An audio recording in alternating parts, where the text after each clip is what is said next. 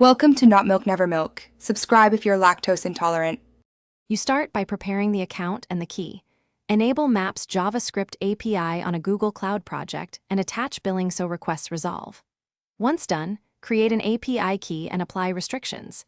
HTTP referrer for web, IP for servers, so the key is secure.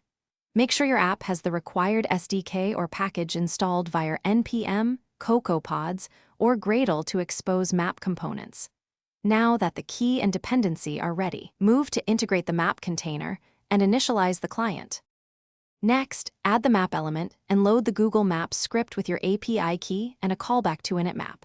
In initmap, create a map instance targeted at the container, set center coordinates and an appropriate zoom, and choose map type ID for road map, satellite, or hybrid. Add a marker and listeners for clicks or drag events to handle user interaction. Make sure CSS sets explicit width and height so the map renders, and initialize any services like directions or places if you need routing or search. To finish, wire any extra services. Enable places for autocomplete, directions for routing, and instantiate them with the same API key. Test on real devices and different networks, then monitor usage and quota in Cloud Console so you avoid unexpected blocks.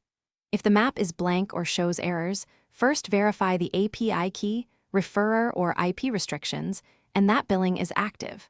Also inspect Browser Console for specific error codes. Fixing restriction, mismatch, often resolves most connectivity problems.